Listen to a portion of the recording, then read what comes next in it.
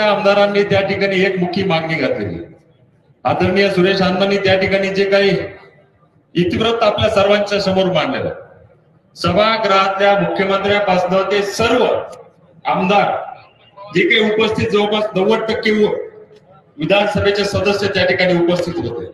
अत्यंत वेदनादायी मनोगत अण्णांनी त्या ठिकाणी व्यक्त केलं आणि जवळपास सर्वांच्या डोळ्यातून अश्रू येतील अशा पद्धतीची परिस्थिती त्या ठिकाणी आम्हाला सर्वांना पाहायला मिळाली.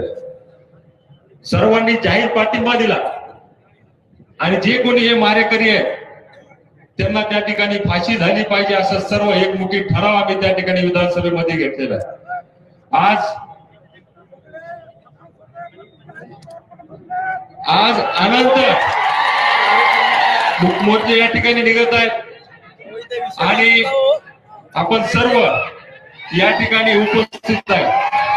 आपल्या सर्वांची जनभावना, ती तुमची जनभावना आहे, जी तुमची भावना आहे जेवढी तीव्र आहे त्यापेक्षा माझी या ठिकाणी बोलून दाखवलेली आहे.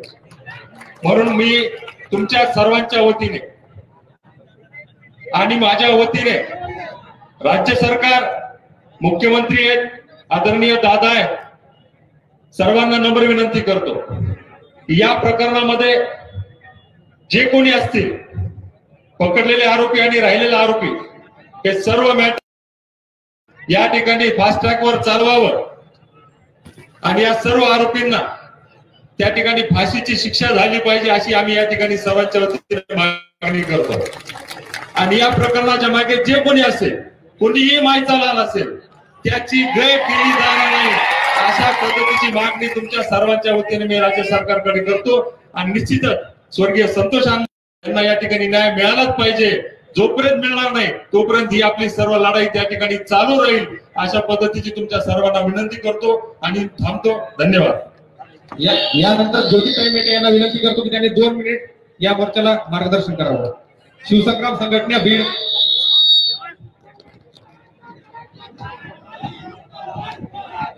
हॅलो.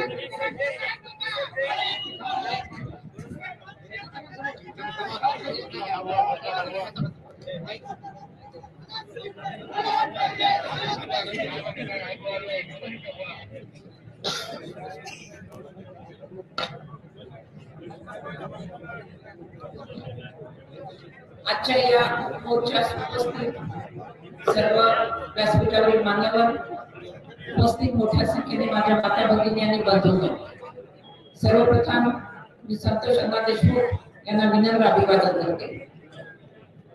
गेले काही दिवस महाराष्ट्रामध्ये संतोष अण्णा देशमुख यांच्या क्रूर आणि अमानवीय हत्येचा विषय गाजतो आहे. खरं तर आपण सगळ्यांनी पाहिलेलं आहे, महाराष्ट्र पोलिसांची तुलना एकेकाळी स्कॉटलंड यार्डशी व्हायची.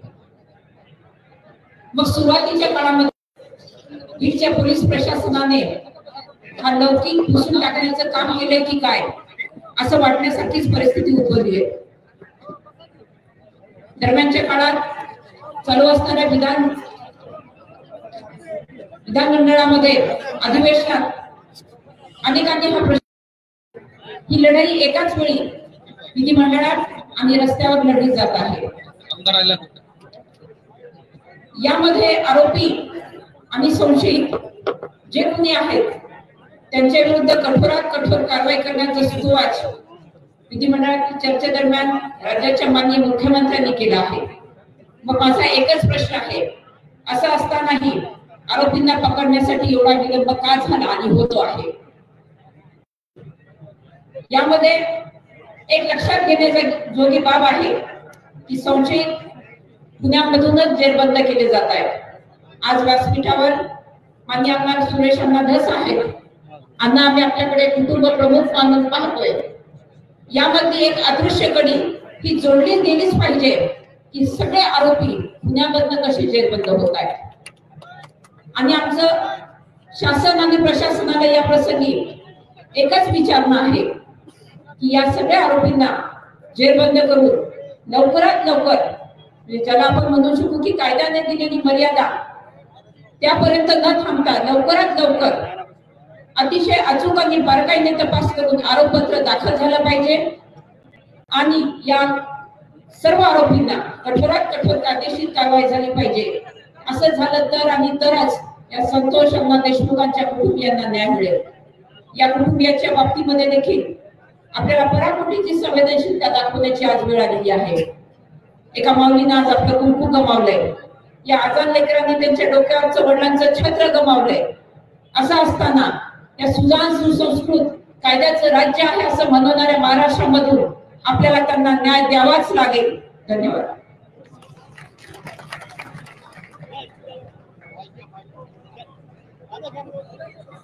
धन्यवाद ताई. यानंतर मी संदीप भैया क्षीरसागर यांना विनंती करतो की त्यांनी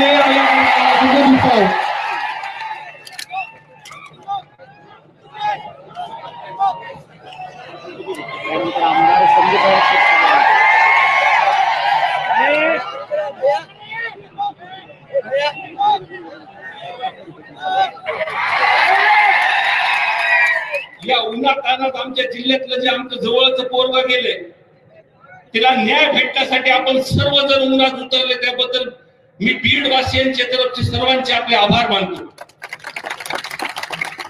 मी जास्त काही बोलणार नाही. जसं आमना सविस्तरपणे अधिवेशनात आणि वारंवार सगळ्या भाषणात त्यांच्या पद्धतीने मांडतात. ही काय माझ्या मतदारसंघातली घटना नाहीये. पण ज्यावेळेस मी ही घटना बघण्यासाठी त्यांच्या कुटुंबियाकडे गेलो, त्यांच्या सर्व सदस्यांशी बोललो, त्यांच्या गावकऱ्यांशी बोललो, परिसरातली बोललो.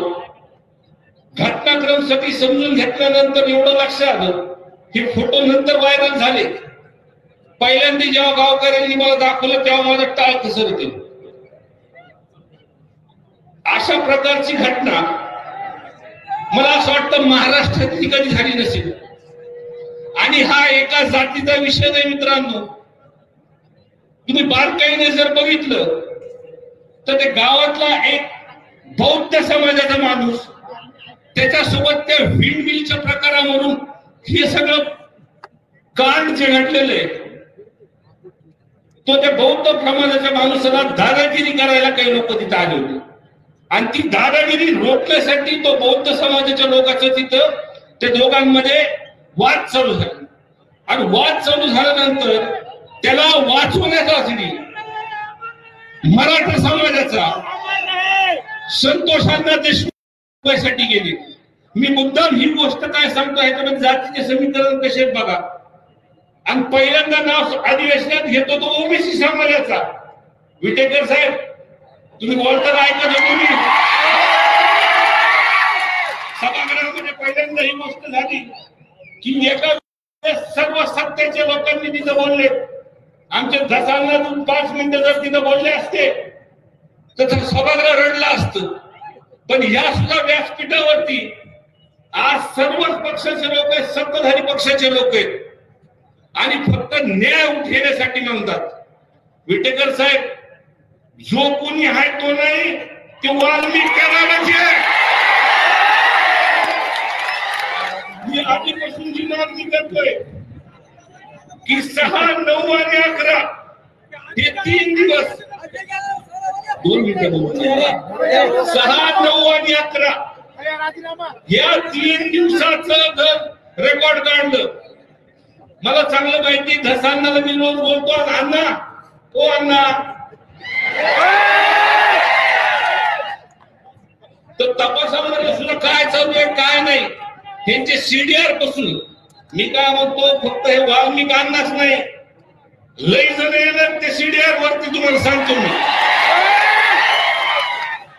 आणि सीडीआर वर आल्यानंतर अण्णा पण मला एक गोष्ट प्रामुख्याने तुम्हाला आधी सांगायची. मी भाषण जास्त करणार नाही. मला जेवढं माझ्या काही कानावरती आले हे ज्या पद्धतीने हे अटक झालेत हे फिल्मी स्टाईलने अटक झालेत. हे परळी पॅटर्न जे दिसतंय का हे परळी पॅटर्न आपल्याला बंद करायचं तुम्हाला सांगतो मी.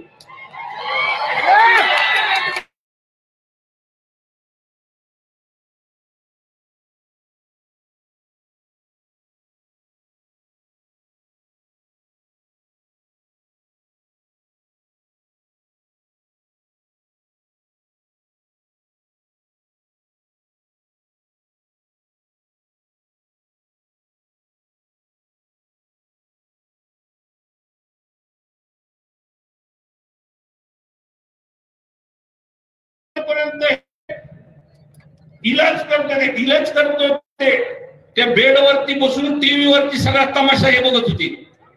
आणि ज्या वेळेस बीड जिल्ह्यामध्ये आपल्यासारखे लोक जेव्हा रस्त्यावर उतरले त्या दिवशी पासून हे फरार झाले. माझ्या अजून एक मागणी आमदार बंधन तुम्ही सरकारमध्ये की 28 तारखेपर्यंत त्या हॉस्पिटलचं नाव मी तुम्हाला सांगतो, पत्र मी देतो. त्या 8 दिवसामध्ये त्या हॉस्पिटलमध्ये कोण कोण ह्यांना भेटायला आले ते सीसीटीव्ही फुटेज मधून काढा. आणि त्या जो हा प्रकार संतोष अण्णा देशमुख यांच्यावरती झालाय त्या 8 दिवसात प्रामुख्याने 6, 9 आणि 11 ह्यामध्ये मला एक प्रामुख्याने इथं बोलायचं मी म्हणेन आपल्याला आणि माझे संपवतो मी की सरकारने ह्याच्यामध्ये ऍक्शन घेतल्यानंतर एसपी बदलले. काही काही गोष्टी खऱ्या सांगाव्या लागतील तुम्हाला. उगा विरोधी बाकावरती म्हणून मी बोलून जायचं. पण काही ऍक्शन घेतलेत. आमच्या जिल्ह्यात 2 नंबरचे धंदे बंद झालेत. पण तपास जेव्हा वाल्मिक करारावरती येतो तेव्हा तुम्ही कुठतरी थांबतो अण्णा बरं का. मी सांगणार अण्णा तुम्हाला ओरडले तरी चालणार. जिथं वाल्मिक करारचे म्हणजे एक गुन्हा दाखल झाल्यानंतर तो हॉस्पिटलमध्ये थांबतो, जमा होतो. याला फक्त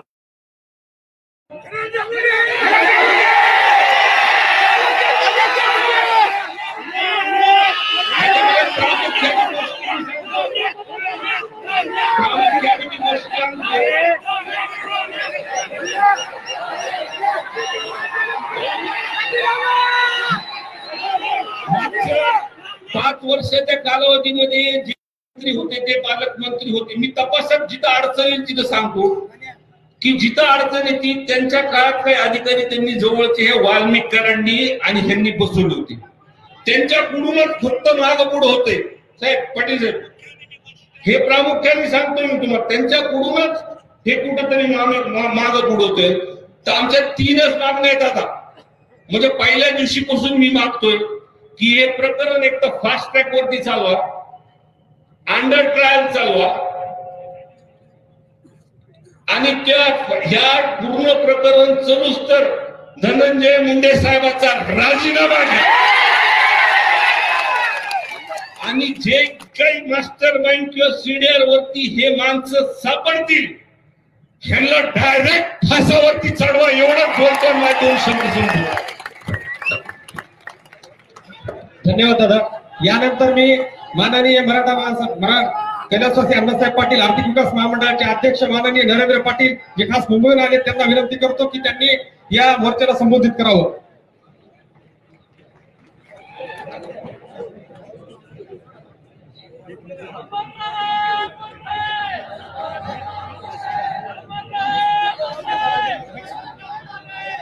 अमर है, अमर है, अमर है, अमर है. स्वर्गीय संतोषजी देशमुख यांना प्रणाम आणि वंदन करून आज बीड नंतर महाराष्ट्राच्या प्रत्येक जिल्ह्यामधील असणाऱ्या प्रत्येक 12 बलुतेदार 18 पगड जात्यातल्या असणाऱ्या लोकांचं नेतृत्व करणारा आमचा मराठा समाज हा रस्त्यावरती उतरलेला आहे. आणि रस्त्यावरती उतरल्यानंतर एकच मागणी आहे, आकाला उचला. आणि आकाचा जो पक्षाचा नेता आहे त्या नेत्यालाही त्या ठिकाणी राजीनामा घेतल्याशिवाय कुणी शांत बसू नका. कारण हा खरा सूत्रधार कोण आहे तर धनंजय मुंडे आहे. आमची काही सोयरी नाही त्यांच्या बरोबर, त्यांच्या पक्षाबरोबर का सरकार बरोबर.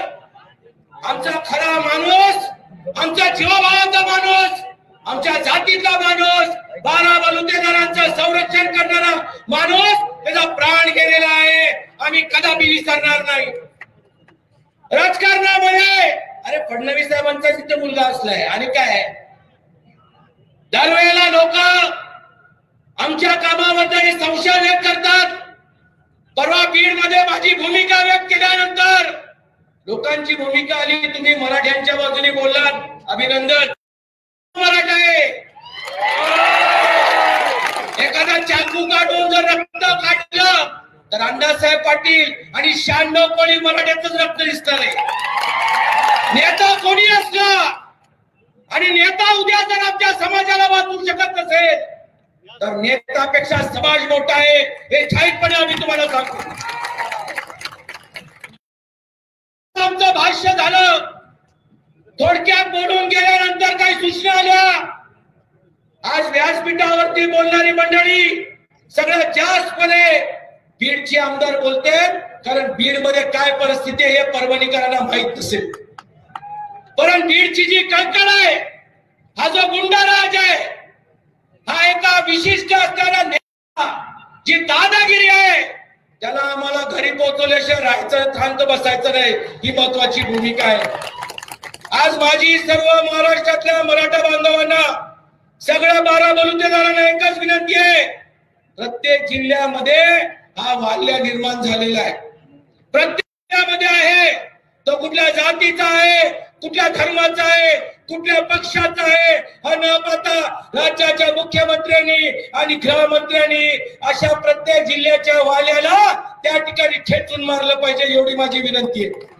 एक मराठा म्हणून माझी जबाबदारी आहे, एक महामंडळाचा अध्यक्ष म्हणून जबाबदारी आहे की भविष्यामध्ये याच मराठवाड्यामध्ये, खास करून बीड मध्ये आम्ही महामंडळाचं विभागीय कार्यालय काढू आणि मराठा समाजाला व्यवसायाच्या निमित्ताने मोठ्या प्रमाणामध्ये ताकद देऊ. आता शांत बसणार नाही. कालपर्यंतची मर्यादा होती, पण जर भौगोलिक परिस्थिती जर आपण बीड जिल्ह्याची पाहिली, मोठ्या संख्येने जो मराठा समाज आहे तोच नोकरदार झालेला आहे. अरे एका वेळेला महाराष्ट्राचं नेतृत्व, हिंदुत्वाचं नेतृत्व छत्रपती शिवरायांनी केलं. 12 बलुतेदार आणि 18 पगड जात्यांना आम्ही सोबत घेऊन गेलो. आरक्षणाच्या माध्यमातून 12 बलुतेदार आणि 18 पगड जात्यांना न्याय मिळाला आणि आमचा समाज तिथे मागे पडला. आज आम्ही आमच्या भावाच्या पाठीशी आहोत.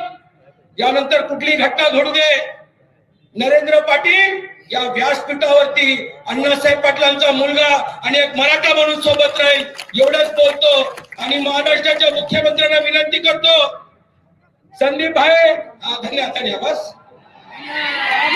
संदीप भाईंनी जे सांगितलं ते बरोबर आहे. पुण्यामध्ये हे राजकारणाचं केंद्र आहे आणि पुण्याचा नेता कोण आहे? ज्या पुण्याच्या नेत्यांनी हे जाहीर केलं की एका मेळाव्यामध्ये पोस्टमॉर्टम करणारा जो डॉक्टर होता, त्यांनी सांगितलं माझ्या आयुष्यामध्ये अशा प्रकारचं मी पोस्टमॉर्टम केलं नाही. माझं म्हणणं आहे अजितदादा पवारांना, दादा तुमच्या पक्षामध्ये मी काम केलेलं आहे, तुमच्या पक्षामध्ये विधान परिषदेमध्ये होतो, तुमच्यामुळे तुमच्याच पक्षातला मंत्री त्याचे जर पिल्ले अशा परीने जर गोरगरिबांना मारत असतील तर तुम्ही कुणाचा अंत पाहणार आहात? तुम्ही त्याला मंत्रिमंडळामध्ये स्वतः भानपडत काढलं पाहिजे. अरे त्याने राजीनामा देण्यापेक्षा तुम्हीच हात धरला पाहिजे. अरे चाल जागावाला, अरे महाराष्ट्राला तुम्हाला डोक्यावरून नाचलं असतं, पण तो दुर्भाग्य आहे राजकारणाच्या लोकांना. माझी अपेक्षा राज्याच्या मुख्यमंत्र्यांकडे, संशयास्पद बघितलं जातंय, वाल्या पकडला जातो, पकडला नाही, वाल्या शरणग्रस्त होतो. काल 2 माणसं स्वतःहून त्या ठिकाणी पकडली गेली. आमदार शिंदे साहेब, आमदार संदीप भाईंनी सांगितल्याप्रमाणे कोण हॉस्पिटलला होतो, कोण अधिकारी पकडायला गेला होता, जोपर्यंत निकाल लागत नाही, आई शपथ कोणी शांत बसायचं नाही आणि मी तर शांत बसणार नाही. प्रत्येक आठवड्याला 3 दिवस तरी बीड मध्ये मुक्काम ठोकून राहील. बघतो मलाही काय करता येईल, पण आता शांत बसू नका, एवढीच विनंती करून रजा घेतो. जय भवानी, जय शिवराय. धन्यवाद साहेब, धन्यवाद. यानंतर अख्खं विधान भवन हलवणारे सुरेश अण्णा धस माननीय आमदार यांना विनंती करतो संबोधित करावं. या आपल्या जिल्ह्याचे माननीय खासदार संजयजी जाधव साहेब या मोर्चाला संबोधित करते आणि खासदार साहेबांच्या नंतर माननीय सुरेश अण्णा धस या मोर्चाला संबोधित करते. कैलासवासी संतोष अण्णा देशमुख यांची झालेली निर्गुण हत्या आणि त्या हत्येनंतर उद्भवलेलं महाराष्ट्रातलं सगळं वातावरण, मित्रांनो लक्षात ठेवा, एखाद्या राजकीय वैमनस्यातून, जुन्या काहीतरी कौटुंबिक कलहातून, जमिनीच्या पैशाच्या व्यवहारातून, एखाद्या अनैतिक संबंधातून अशा घटना घडत होत्या पूर्वी, कधीतरी ते आम्ही ऐकत होतो. पण फक्त भाईगिरी करायसाठी जर एखाद्या निर्गुणपणाने एखाद्या सामान्य नागरिकाचा खून करणं म्हणजे हे माणुसकीचा खून झाला हे लक्षात ठेवा. अशा स्वरूपाचे खून करून राजकीय गोळे भाजणारे हे लांब नाहीत, आपल्या शिवशेजारीच आहेत हे लक्षात ठेवा. संतोष देशमुख असा पुन्हा होणार नाही याची काळजी आपण सगळ्यांना घेणं हे आता काळाची गरज झालेली आहे. म्हातारी मेल्याचं दुःख नाही, काळ चुकवता कामा नाही, अशा स्वरूपाची परिस्थिती आहे मित्रांनो.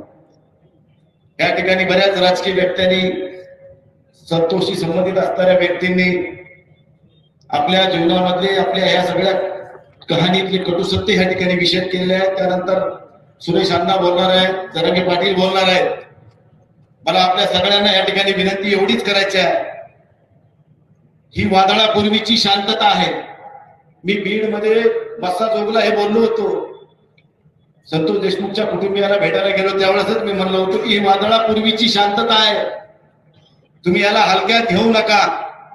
माझी शासनाला एवढीच नम्र विनंती असणार आहे, आम्ही सगळेजण म्हणतो की ह्या गुन्हेगारांना फाशी झाली पाहिजे, तुमचं मत आहे, परंतु हे फाशी होण्यासाठी अगोदर चार्जशीट व्यवस्थित दाखल झालं पाहिजे.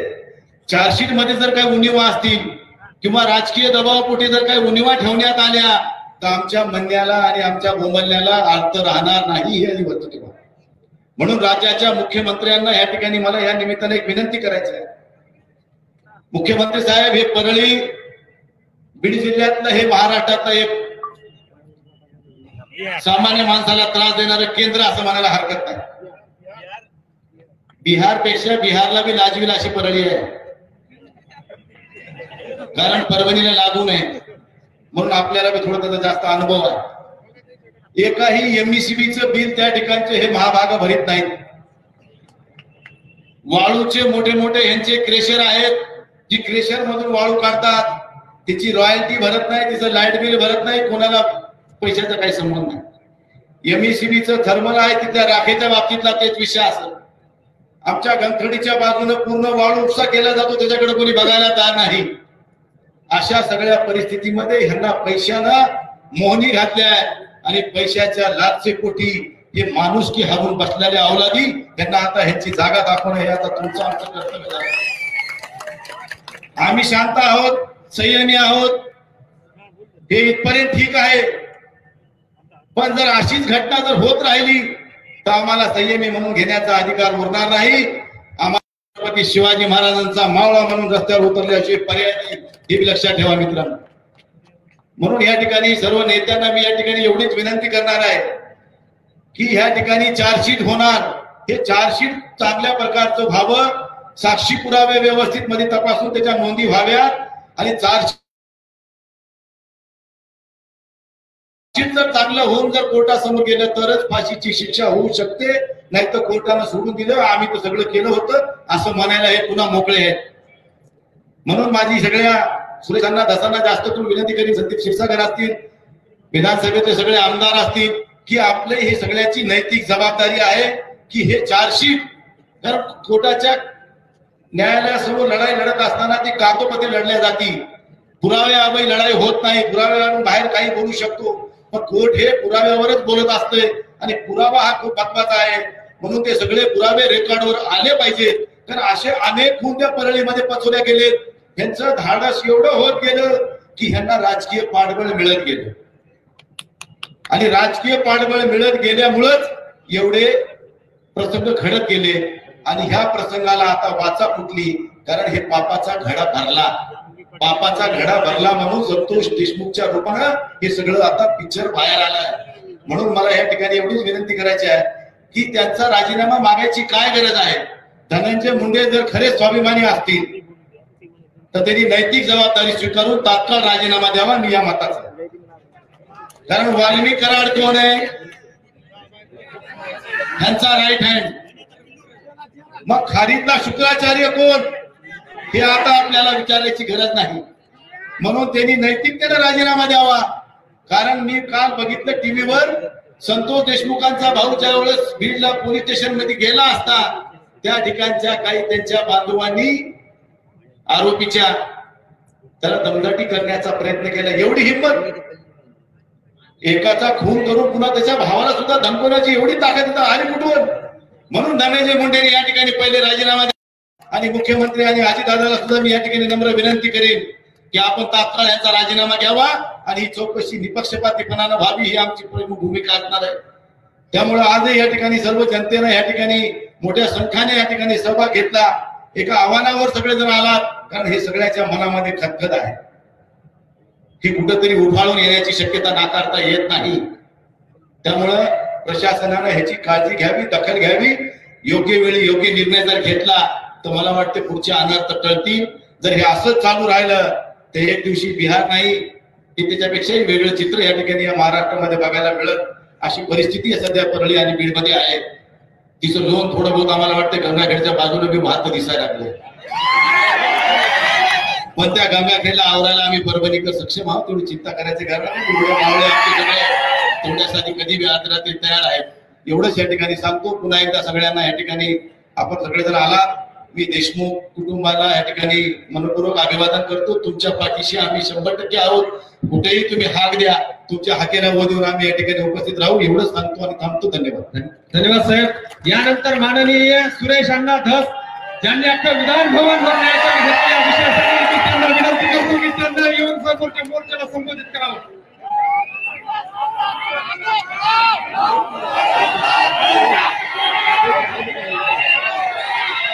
परभणी येथील या सर्व पक्षीय मोर्चाच्या निमित्तानं उपस्थित असलेले आपल्या सर्वांचं दैवत, आपल्या सर्वांचं आदरस्थान आदरणीय मनोजदादा जरांगे पाटील, या जिल्ह्याचे खासदार, या जिल्ह्यातील आमचे शेजारचे विधानसभेतील आमचे सहकारी संदीप भैया, इथले राजेश विटेकरजी, सॉरी प्रोटोकॉल जरा चुकला, आदरणीय आमदार राहुल पाटीलजी, मेठेताई आणि सर्व माझे आमदार डेंगे साहेब इथे आहेत. सर्वच आहे. मी सर्वांचं ना आणि अण्णासाहेबांचे चिरंजीव ज्यांचं या ठिकाणी भाषण झालंय ते नरेंद्र पाटील साहेब इथे आहेत. आणि हे जे आयोजन केलेले त्या आयोजकांचं सर्वांचं मनापासून सुरुवातीला आभार मानतो. परभणी नगरीचे माजी महापौर सुद्धा या ठिकाणी आहेत. तर काय आहे, जगात जर्मनी, देशात परभणी असं या परभणीचं नाव. बनी तो बनी. मी या परभणीचा 18 महिने पालकमंत्री राहिलेलो आहे. त्याच्यामुळं परभणी किती रगेले, परभणीची रग मला चांगली माहिती आहे. हे खरंच रगेलेत आणि मनापासून या ठिकाणी विजय वरपुडकर साहेब सुद्धा आलेले आहेत. माझं कोणाचं नाव चुकलं या ठिकाणी क्षमा करा. तेव्हा 1-2 घटना ऍडजस्टंट इथे घडलेल्या आहेत. या परभणीमध्ये सोमनाथ सूर्यवंशी, लॉला 3rd इयरला शिकणारा मुलगा, कोबिंग ऑपरेशन मध्ये त्याला पोलिसांनी नेलं आणि त्याचा दुर्दैवाने मृत्यू झालेला. प्रचंड मारहाण करून त्याचा मृत्यू झाला अशा प्रकारचं ऑब्जेक्शन त्याच्या कुटुंबियाचं आहे. आणि त्याच्या बाबतीत आणि विजयजी वाकोडे साहेब यांचा सुद्धा दुर्दैवानं मृत्यू त्या ठिकाणी झालाय. आपण जिथे बसलेलो त्याच पाठीमागच्या स्टेजवरती ते पण आंदोलनाला लोक बसलेले आहेत, तेही आपलेच लोक आहेत, वेगळे नाहीत. म्हणून गोविंद ऑपरेशनची न्यायालयीन चौकशी झाली पाहिजे. माननीय मुख्यमंत्र्यांनी सोमनाथला 10 लाख रुपयाची आणि वाकोडे साहेबांना 5 लाख रुपयाची मदत जाहीर केलेली. तर ते येत्या सोमवारी किंवा मंगळवारी सोमनाथच्या कुटुंबियाला वेळ देणार आहे, वाकोडे साहेबांच्या कुटुंबियाला वेळ देणार आहे आणि स्वर्गीय संतोष देशमुख यांच्या कुटुंबियाला सुद्धा वेळ देणार आहे. कदाचित 6ची 7 होऊ शकते, एवढाच त्याच्यामध्ये बदल होऊ शकतो. अशोक गोरबांड नावाचा कोणीतरी पीआय हा एलसीबीचा पीआय आणि स्वतःला एसपी समजतो, अतिशय चुकीच्या पद्धतीने कारभार करतो. हा जिथे जातो तिथं काहीतरी उद्योग करतो. अशा प्रकारची तक्रार या गोरबांडची आहे. हा फक्त सस्पेंड नाही व्हावा, हा रिमूव्ह फ्रॉम सर्व्हिस झाला पाहिजे आणि त्याची न्यायालयीन चौकशी सुद्धा झाली पाहिजे. अशा प्रकारची विनंती इथल्या काही लोकांनी केलेली आहे आणि माझा पाठिंबा त्यांना राहील. विजय वाकोडे साहेब त्यांना बाबा म्हणायचे. मी पालकमंत्री असताना अनेक वेळा काही जर प्रश्न निर्माण झाले तर बाबा 100% आम्हाला सहकार्य करायचे. म्हणून त्यांचंही मी मनापासून या ठिकाणी आभार मानतो. आणि यांचं काय काय सांगावं, हे आमचे बिडावाले जे कलाकार मंडळी आहे, आकाचा आका, यांचं काय काय सांगावं. आणि स्वर्गीय संतोषच्या बाबतीत सुद्धा सभागृहामध्ये मी मागणी केली होती, आयजी लेवलच्या अधिकाऱ्याच्या अधिपत्याखाली एसआयटी स्थापन झाली पाहिजे. राज्याच्या मुख्यमंत्र्यांनी ती मागणी केलेली आहे. त्याच्यानंतर 10 लाख रुपयाची मदत या कुटुंबियाला दिली पाहिजे, ती सुद्धा मान्य झालेली आहे. त्याच्यानंतर न्यायालयीन चौकशी झाली पाहिजे, कारण हे लोक जर पोलिसांकडून कुठं सुटणार तर नाहीच, पण चुकून एखादा सुटला तर तो न्यायालयीन चौकशीत अडकलाच पाहिजे, ही धारणा मनामध्ये आहे. आणि यांना मोका लागला पाहिजे. मोका म्हणजे माहिती आहे ना, को लागला पाहिजे. एकदा अंदर गया ना, पोलिसांनी मोकामध्ये घातला ना, 5-4 वर्ष नमस्ते लंडन, पुन्हा हे माघारी येत नाही. आणि हा जो आका आहे ना, आका तर गेलाच पाहिजे. पण जर का आकाच्या आकाने काही गंडू केला असेल तर आकाचा आका सुद्धा नंबर लागू शकतो. यांचे लफडे माणसं मारायचे तर आहेतच. अरे कोणत्या पद्धतीने संतोषला मारलं, ही कुठली पद्धत आहे? इतिहासामध्ये छत्रपती संभाजीराजांना ज्या पद्धतीने मारलं होतं, अतिशय हानहान करून, हे पाहिलेलं आम्ही इतिहास आहे. मी बरोबरी करत नाही, करू शकणार नाही, कारण आमचा छत्रपती संभाजीराजा होता 1800 लढाया जिंकणारा, 12 हत्तीचं बळ ज्याच्या भुजामध्ये होतं, तो छत्रपती संभाजीराजा आमचा होता. छत्रपती संभाजीराजांची तुलना करणार नाही, परंतु आमच्या लेकराने नेमकं तुमचं बिचारावं काय बिघडवलं होतं. अरे इथं 10वीला लेकरू आहे, एवढं लेकर आहे त्याचे, तुमचं काय बिघडवलं होतं? फक्त एका दलित समाजाच्या पोराची बाजू घ्यायला गेला होता, बाजू घ्यायला म्हणून मारत.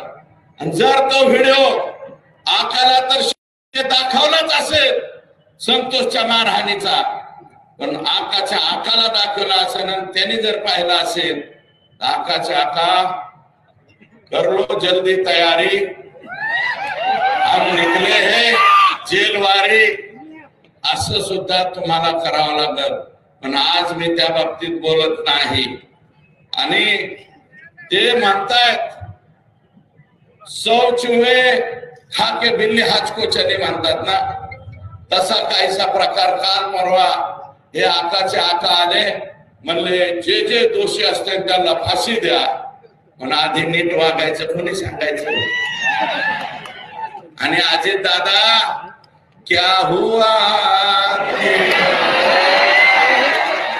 तेरा वादा, अजित दादा तेरा वादा क्या हुआ रे, काय को इसको अंदर लिया, ये अंदर लेने का जैसा नहीं है.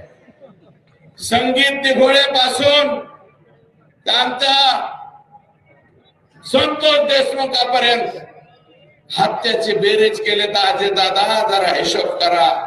आणि या हत्या कोणी घडून आल्या, त्याच्या मागचा मास्टर माइंड कोण, कोणी हे उद्योग केले, हे जर तुम्हाला माहित नसलं तर परभणीला माणसं पाठवा, बारामतीचे माणसं पाठवा, बारामतीचे माणसं परळीत पाठवा, आमच्या इतर लोकांना सगळ्यांना बर का, एका समाजापुरता नाही, इतर सगळ्या समाजाला काय वागणूक आहे तिथं, काय वागणूक मिळते 18 पगड जातीला, जीव मोठी धरून बसताय.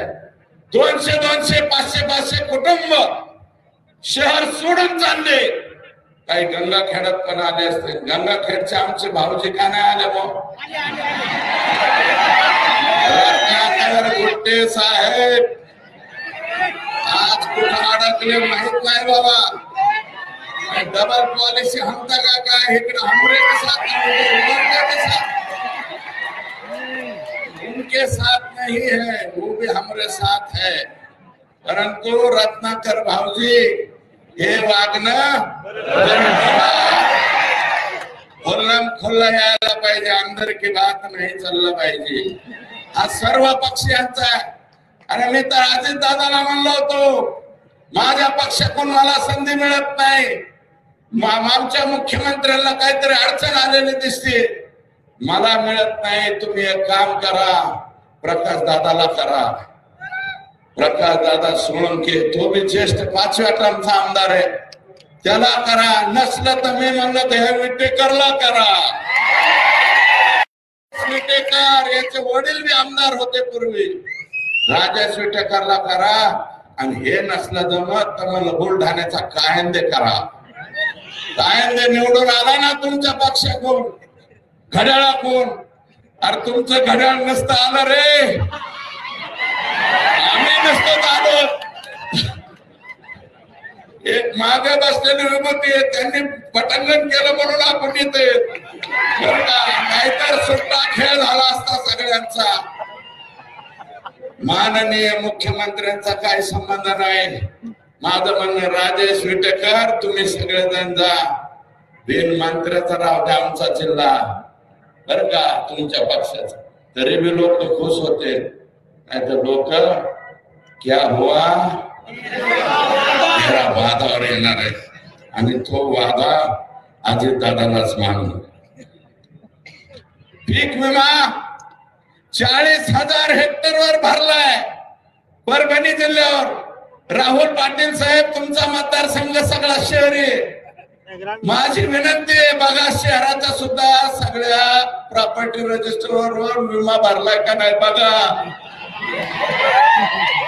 आणि राजेश विटेकरला माझं म्हणणं आहे, राजेश विटेकर तुमच्या एकट्या तालुक्यावर सोनपेठ तालुक्यावर 13,190 हेक्टरवर रामनाई तांडा, आमचा तांडा, तुमचा तांडा.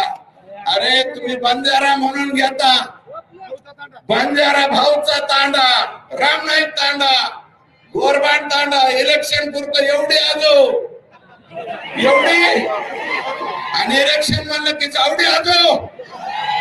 आमचे बंजारे ओस तोडायला बाहेर जाते, त्याचा फायदा घेऊन परळी तालुक्यातल्या लोकांनी सोनपेठ तालुक्यावर 13,190 हेक्टरवर विमा भरला. भरला का नाही आमदार, दाखवला का नाही?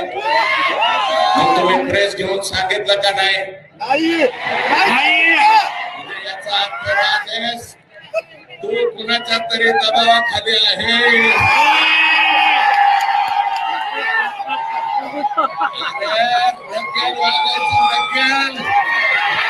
पांढऱ्यासारखं वागायचं नाही.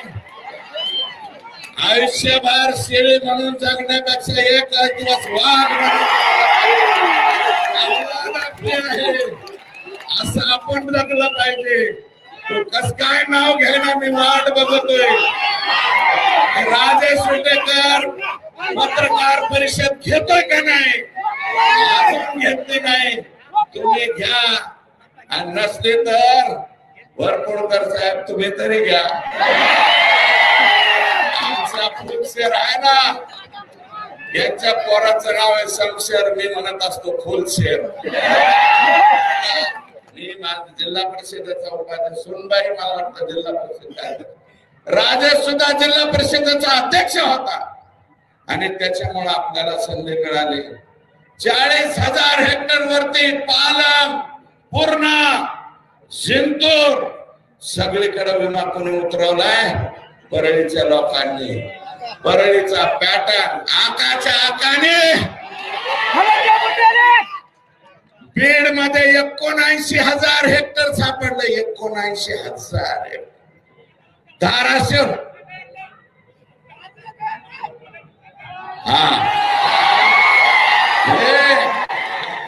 धाराशिव मध्ये 3,000 हेक्टर.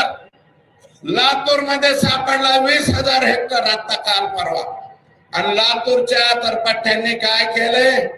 लातूर मधला जो परळीचा सुरेश रामचंद्र धस नावाचा माणूस आहे, त्याने लातूरात विमा भरलाय, जळगावात भरलाय, वर्ध्यात भरलाय, इकडं याच्यात म्हणजे अमरावतीत भरलाय.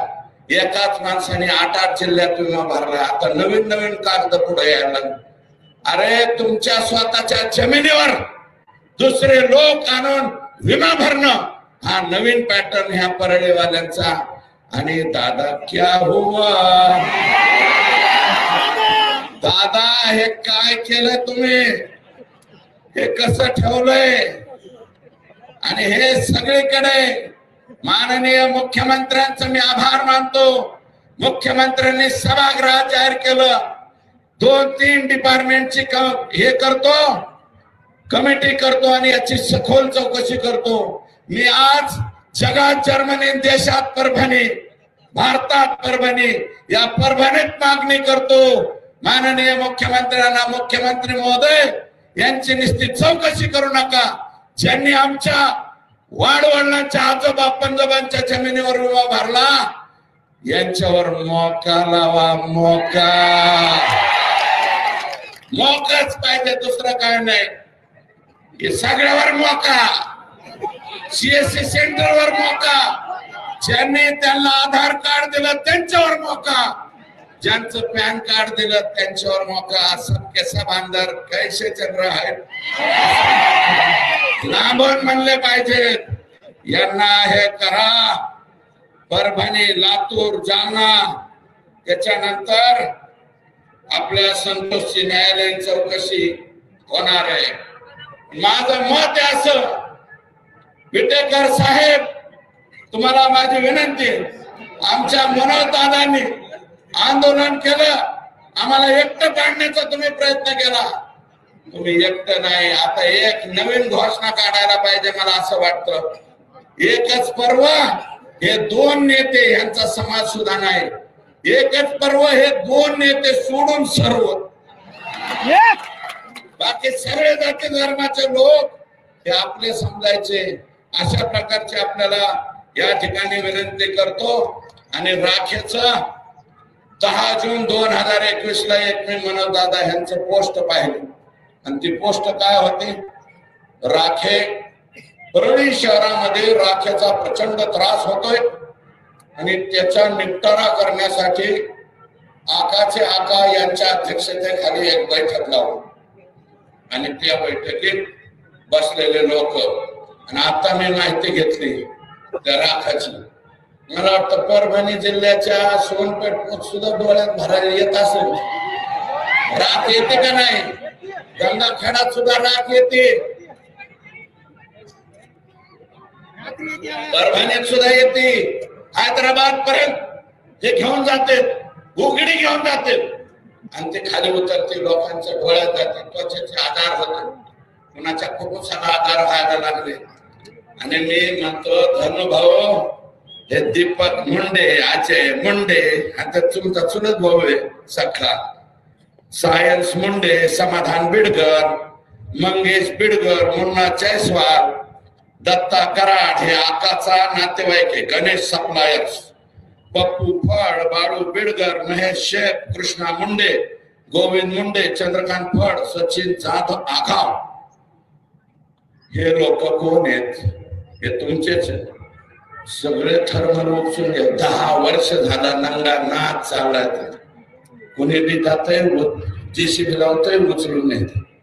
20-20 वर्ष झालं या परळी थर्मल मध्ये जसे नोकरीला लागले तसे रिटायर व्हायची पाळी आली काही कर्मचारी. 20-20 वर्ष कुठे एका जागेवर राहतात का सरकारी कर्मचारी? ते फक्त परळी ते 20 वर्ष एका जागेवर राहण्याचा परळीचा नवीन पॅटर्न आहे.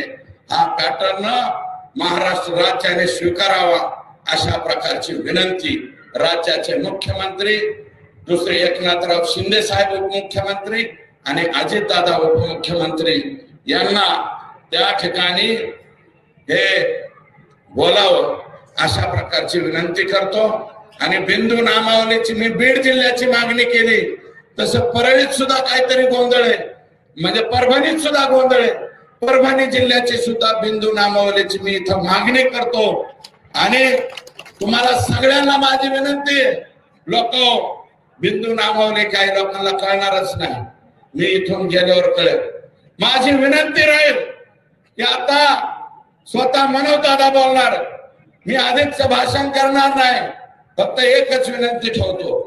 आज ज्या तडपेने ज्या तत्परतेने तुम्ही आलात शेवटपर्यंत, म्हणजे राष्ट्रपती द्रौपदीताई मुर्मू यांच्या माफीनाम्यापर्यंत तुम्ही सगळे लोक स्वर्गीय संतोषच्या बरोबर राहा, त्याच्या कुटुंबाबरोबर राहा, एवढीच विनम्र प्रार्थना करतो. आणि जे काही सहकार्य त्याला करता येईल तेवढं करा, एवढीच प्रार्थना करतो आणि या ठिकाणी थांबतो. जय हिंद, जय महाराष्ट्र. धन्यवाद साहेब.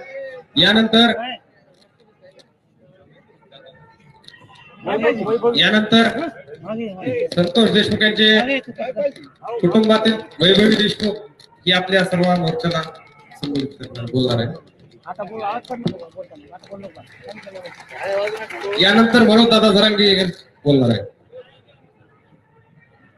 माझ्या वडिलांची जी हत्या झाली ती आज मंचावरील सर्व लोकांनी सांगितली, ज्या प्रकारे त्यांची हत्या झाली, आणि ती तुम्हा सर्वांनाच माहिती आहे. त्यांच्यावर जो अन्याय झालाय त्या अन्यायाविरुद्ध न्याय मागण्यासाठी आज तुम्ही सर्व इथे आलात.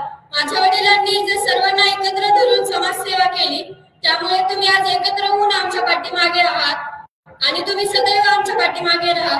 माझ्या चाचाच्या पाठीवर सदैव माझ्या वडिलांचा हात होता, आज तो हात हिरावून घेतलाय, तर आज लाखो हात त्याच्या पाठीवर आहेत.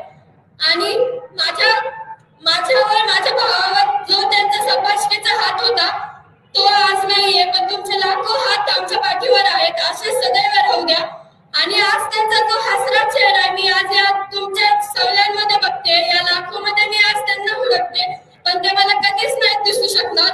आणि मी मंचावरील वडीलधाऱ्यांना सर्वांना एकच विनंती करते की तुम्ही पण आमच्या पाठीमागे राहा. फक्त न्याय मिळूच तर नाही, तर आमच्या पुढील वाटचालीसाठी सुद्धा तुम्ही आमच्या सोबत राहा. आणि तुम्ही इथे सर्वजण आलात, शब्दच नाहीयेत बोलायला, तुम्ही आज आमच्या पाठीमागे राहा एवढीच विनंती करते. धन्यवाद. ताई, नक्की समाज हा पूर्ण तुमच्या कुटुंबाच्या पूर्णपणे परभणी जिल्हा पाठीमागा आहे. यानंतर मी संघर्ष योद्धा माननीय मनोज दादा जरांगे यांना विनंती करतो की त्यांनी समोर येऊन या चर्चेला संबोधित करावं.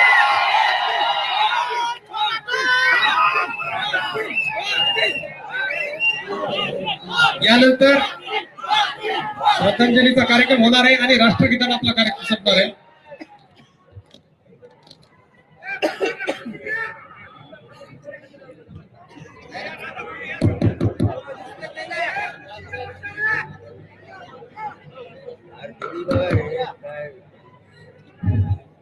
छत्रपती शिवराज वंदन करून स्वर्गीय संतोष अण्णा देशमुख यांना विनम्र अभिवादन करतो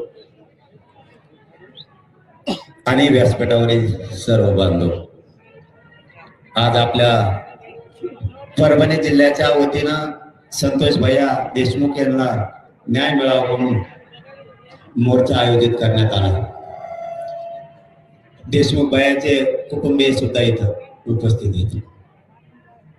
आता सगळे खूप बोललेत, मी जास्त बोलत नाही, पण एक मात्र सांगतो, एक मात्र नक्की सांगणार की संतोष भैयाला ज्यावेळेस ते काल पोलीस स्टेशनला गेले त्यांना बोलण्यात आलं, धमकी देण्यात आलं. बरोबर आहे ना? कालच ना? परवा. मी आतापर्यंत नाव घेऊन कधी बोललो नाही, कारण माझा स्वभाव आहे, मला काहीतरी कुणकुण लागल्याशिवाय मी कोणाच्या वाटा जात नाही. पण यापुढं आमचे संतोष भैया तर आता गेलेतच, पण यापुढं जर त्यांचे कुटुंबीय आणि धनंजय भाऊ देशमुख आणि त्यांच्या कुटुंबियाला जर धक्का लागला तर धनंजय मुंडेला रस्त्याने सुद्धा फिरू देणार. आमचा एक भाऊ गेला, तो आता आम्ही सहन केला. या मुंड्याचं फिंड्याचं आम्ही तोंडावर नाव सुद्धा घेतलं नाही, हराम फरावला तिचं. पण जर देशमुख कुटुंबियांना जर यापुढे त्रास झाला तर एकाला सुद्धा रस्त्याने फिरू देणार नाही. आणि परभणीकरांच्या सगळ्या बांधवांना या सांगतो, इथून पुढच्या काळात जर त्रास झाला, परळी असो कोणा बीड जिल्हा असो, इथल्या आपल्या समाजाला जर त्रास झाला तर परभणी आणि पलीकडून धाराशिव यांना घरात घुसघुस होण्याचं. जर इथून पुढे यांनी लोकांना आता त्रास दिला तर परभणी जिल्हा आणि पलीकडून धाराशिव एकदा यांना बघायचं. माझा बघा, मी असलं कधी बोलत नाही, पण व्यासपीठावर एवढे जमलेत सगळ्या पक्षाचे नेते, आमदार, खासदार, ज्या वेळेस अस्मितेचा विषय येतो, जर माणसाचे मुर्देच पडायला लागले तर हे सहन होत नाही. आम्हाला माज नाहीये, आम्हाला मस्ती पण नाही. जर तुम्ही आमचे लेकरं उघड्यावरती पाडायला लागला, आज काय दशा आहे कुटुंबाची, कसं जगायचं त्या पोरीनं आणि त्या पोरानं. तुम्ही जर आमचे लोक मारून जर तुम्ही तुमचे आरोपी घरात लपून ठेवता, यांना पुण्यात नेमका सांभाळा कुणी? सगळे आरोपी पुण्यातच नेमके कसे सापडायला लागले? सगळ्याची सगळे आरोपी हे पुण्यातूनच सापडतात. याचा अर्थ तुमच्या सरकारमधले मंत्री जे आरोपींना सांभाळायला लागले, या खंडणीमधल्या आरोपींना आणि हत्येतील आरोपींना, या दोघांची नार्को टेस्ट झाली पाहिजे आणि त्यांना सांभाळणाऱ्या सगळ्यांना सह आरोपी केलं पाहिजे. हे फाशी होणारच. फाशी जर नाही झाली ना, मग आता कोणतरी म्हणले, मला वाटतं खासदार का कोण म्हणले की 4 शिटकतचं होईल. सरकारचं ऐकून आणि तिथल्या मंत्र्याचं ऐकून जर का 4 शिटकतचं झालं आणि त्याच्यातला एक बी आरोपी जर बाहेर आला की मंत्री गोट्याने हल्ला, आता तुम्हाला हीच भाषा कळते. आता आमचा नाविलाज, आम्ही करतो तो जातीवाद म्हणताय. संतोष भैया देशमुखांना जर आम्ही न्याय मागितला तर आम्हाला जातीवादी म्हणता. ही तुमची कोणती भाषा आहे? हे नवीन षडयंत्र सुरू झालंय. आपण जर संतोष भैयाकडून बोललो, आपल्याला म्हणते हे जातीवाद करायला लागले. हे तुम्ही नवीन शब्द आणि षडयंत्र आणलंय. आम्ही संतोष भैयाकडून बोललो की आम्ही जातीवादी, आणि तुम्ही आरोपीला सांभाळतात ते काय? तुम्ही आरोपीला गाड्या घेऊन पळतात ते काय? आणि संतोष भैयाला क्रूरपणे तुम्ही मारलं, तो जातीवाद नाहीये का? आपण आपल्या अंदाज नाव नाही घेऊ, उलसी सापडा की डायरेक्ट नाव आता मध्ये टाकला की त्याला आम्ही राज्यातच नाही फिरू देणार. फिरून देत नाही, तो फक्त थोडा बी तो धनंजय मुंडेचा सापडू द्या किंवा क्ल्यू मिळू द्या, याला राज्याचा फिरू देत नाही. याला सुट्टीच नाही. तुम्ही धनंजय देशमुखला धमक्या देता, माधुरी अवलाद आहे का तुमची? त्या बिचाऱ्याचा भाऊ गेलाय, त्या डोळ्यात पाणी. तपासात जातीचे अधिकारी हस्तक्षेप करायला लागलेत म्हणून ते धनंजय देशमुख बिचारा रात्रंदिवस मोटरसायकल हिंडताय. आपल्या भावाला न्याय मिळाला पाहिजे म्हणून ते वन फिरताय साडूला घेऊन. तुम्ही त्याला धमक्या देता. देशमुख कुटुंब एकटं नाही, या राज्यातला सगळा मराठा देशमुख कुटुंबाच्या पाठीशी आहे आणि वेळ पडली तर दांडे घेऊन ये. तुम्ही हक्काचं काम नाही, ते तुमचा एकट्याचा भाऊ नाहीये, तो आमचा सगळ्यांचा भाऊ आहे. ज्या दिवशी तुम्हाला अडचण वाटेल त्या दिवशी जर कायद्याने न्याय दिला नाही तर हा मनोज जरांगे आणि व्यासपीठावर बसलेले आणि समोरच्या सगळे मराठी तुमच्या भावाला नक्की न्याय देणार. ही शब्द आहे आमचा तुम्हाला. आम्ही फक्त कायद्याला मानतो. कायदा सुव्यवस्था शांतता राहिली पाहिजे म्हणून आम्ही शांत. आणि मुख्यमंत्र्यांनी शब्द दिला त्या शब्दावर एक मराठी शांत आहे. सगळ्याला फासावर लटकवतील, एकही सुटणार नाही, सगळे आरोपी पकडले जातील. ही शब्द त्यांच्या कुटुंबाला. जर त्यांनी पुरा केला नाही तर मग त्यांनाही नाही केल्यावर सांगू आपण मराठी काय असतो. आपल्यापाशी कुर्दाची गय केली जात नाही. आपण जन्माल्यापासून मरेपर्यंत फक्त आणि फक्त मराठ्यांचाच राहणार. ज्यावेळेस मराठ्यावर संकट येईल त्यावेळेस मी फक्त मराठ्यांच्याच बाजूने असणार. मराठ्यांनी काळजी करायची गरज नाही. फक्त मराठे तुटून एकत्र येत जा. पाऊस बघायचं नाही, एक जीवाने सगळ्यांनी उभं राहत जायचं. काम हातातले फेकून मराठ्यांची एकजूट कायम दाखवायची. जरी राजकीय नाव असलं तरी पण राजकीय नाव बघितलं की काय काय बाहेर निघत नाही. हे चुकले, यांना बी सोडायचं. पण ज्यावेळेस जातीवर संकट येईल त्यावेळेस इथून पुढं घराघरातल्या मराठ्यांनी माता मावल्याचं बाहेर पडत जा. माझे मुलगा म्हणून तुम्हाला हात जोडून विनंती आहे. जातीवरचं संकट परतून लावायला एकजूट दाखवावी लागते. संतोष भैया देशमुखांना न्याय देण्याचा विडा या समाजाने उचललाय. न्याय दिल्याशिवाय या राज्यातल्या मराठ्यांनी मागे सरकायचं नाही. उद्या 5 तारखेला पुण्यात मोर्चा आहे. पुण्यातल्या आणि त्या जिल्ह्यातल्या बांधवांना आव्हाने संतोष भैयाच्या लेकीने आपल्याला हाक दिली. सगळ्यांनी त्या मोर्चात सहभागी व्हा. रविवारचा दिवस आहे. एक दिवस शहरातले आणि जिल्ह्यातले नाही फिरायला गेले तरी चालेल. आपल्या लेकीच्या हाकेसाठी नंतर कधी फिरायला काही जणांना जायचं असलं तर जा. पण पुण्याच्या मोर्चात सगळ्यांनी सहभागी व्हा. तिथं सुद्धा सगळे राजकीयचे. राजकीयमुळे काही काही कंटाळतात. कधीतरी आपणही मोठा मन करा. असू द्या कुणी पण. मागणी काय हे बघायचं आणि सगळ्यांनीच बाहेर पडायचं. ज्यावेळेस विरोध करायचा त्यावेळेस करायचा असतो.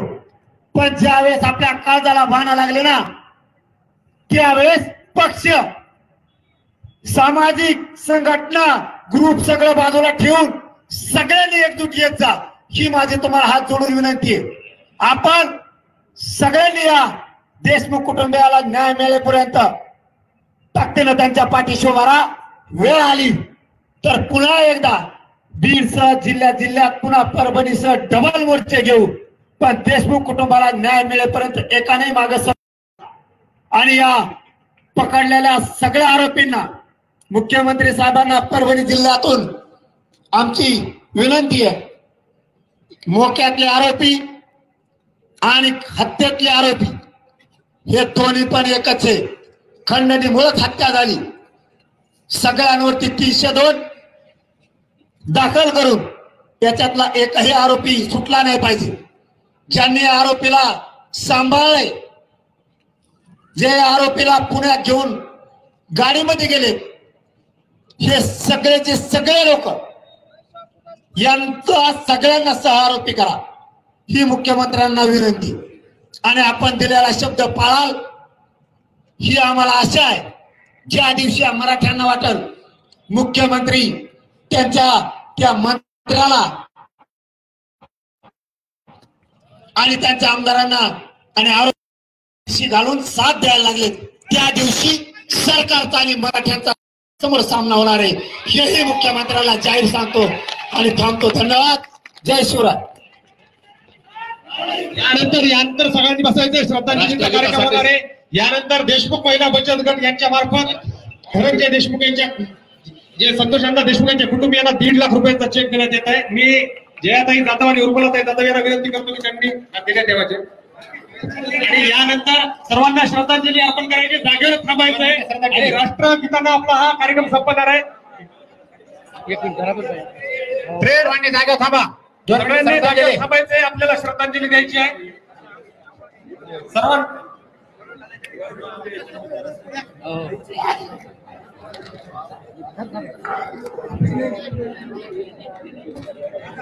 आपल्या समोर संतोष देशमुख यांचं कुटुंबीय आलेलं आहे.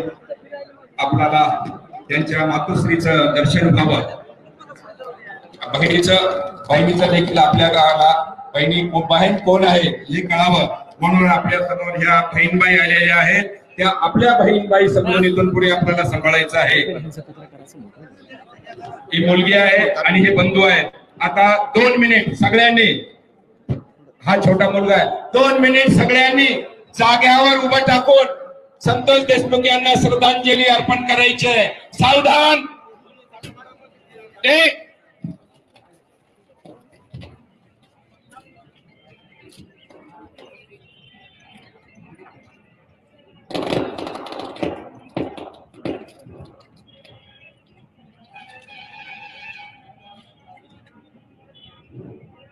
ओम शांति शांति शांति.